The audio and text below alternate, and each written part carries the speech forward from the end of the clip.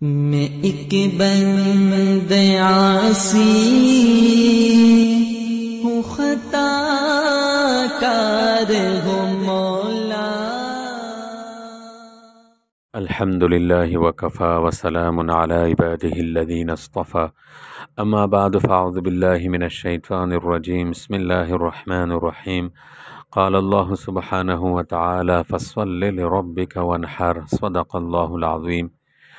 اس سے پچھلے درس میں بتایا تھا کہ جانور کے وہ عیوب جن کی وجہ سے قربانی ناجائز ہو جاتی ہے۔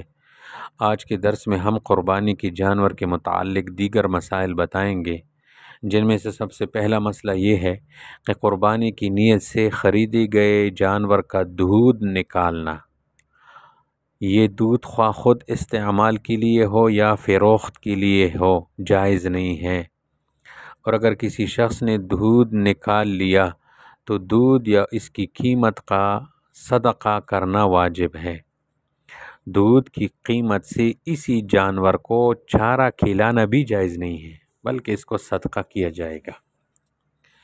نمبر 2، قربانی کی نیت سے خریدے گئے جانور کا ایام قربانی میں اون جو بال ہوتے اس کے اوپر، اس کا کاٹنا درست نہیں ہے۔ اگر کاٹ لے تو اون یا اس کی قیمت کا صدقہ کرنا واجب ہے، جیسے اونٹ کے اوپر اور دمبے کے اوپر اون ہوتے ہیں۔ نمبر 3، کسی شخص نے قربانی کی نیت سے ایک جانور خریدا اور وہ اس کے بدلے کسی دوسرے جانور کی قربانی کرنا چاہے تو دوسرا جانور پہلے جانور کی قیمت سے کم پر نہ خریدے، اور اگر اس نے دوسرا جانور پہلے جانور سے کم قیمت پر خرید لیا تو پہلے اور دوسرے جانور کی قیمت میں جتنا فرق ہے اتنی قیمت صدقہ کر دے۔ چوتھی بات، اگر صاحب نصاب آدمی نے قربانی کے لیے جانور خریدا اور جانور قربانی سے پہلے مر گیا یا گم ہو گیا تو اس صورت میں اس شخص پر دوسری قربانی واجب ہے۔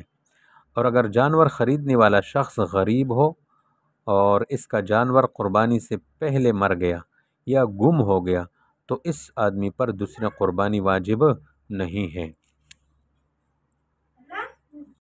پانچواں مسئلہ، جس شخص پر قربانی کرنا واجب تھا، اگر اس نے قربانی کے لیے جانور خریدا اور جانور گم ہو گیا اور اس نے قربانی کے لیے دوسرا جانور خریدا، قربانی کرنے سے پہلے گمشدہ جانور بھی مل گیا، اب اس کے پاس کل 2 جانور ہو گئے، تو اس صورت میں دونوں جانوروں میں سے کسی ایک جانور کی قربانی کرنا واجب ہے، دونوں کی نہیں۔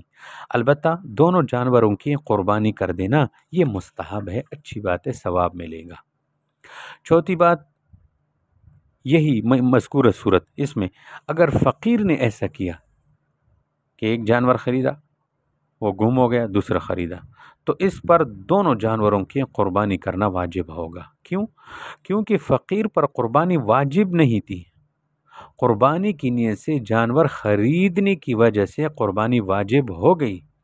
جیسے بندہ نفل پڑھتا ہے نا، نفل تو نفل پڑھنا تو کوئی فرض تو نہیں ہوتا نا، نفل ہوتا ہے، لیکن اگر کسی نے نفل کی نیت باندھ لی اور اس کو توڑ دیا تو اب اس کے اوپر اس کو کرنا، ادا کرنا، قضا کرنا واجب ہے۔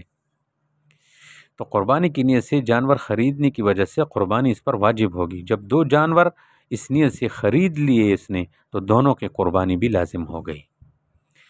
نمبر 7، اگر کسی ملک یا کسی علاقے میں جنگ، کرفی، قتل و قتال، فساد یا طوفان یا سیلاب وغیرہ کی وجہ سے قربانی کی جانور نایاب ہو جائے، نہیں مل رہے، اور تلاش کے باوجود 3 دن میں جانور نہ ملے تو اس صورت میں قربانی کی یا بڑے جانور کے 7ویں حصے کی قیمت خیرات کر دے، صدقہ کر دے، یہ اس کا طریقہ ہے۔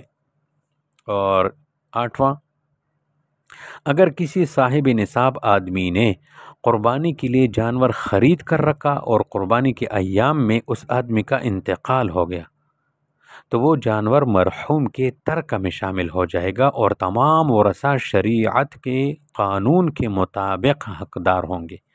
اب وارثوں کو اختیار ہے، چاہے تو مرحوم کے ایصال ثواب کے لیے اس جانور کی قربانی کرے، لیکن اس کے لیے تمام وارثوں کا بالغ ہونا شرط ہے، نابالغ کی اجازت معتبر نہیں ہوگی۔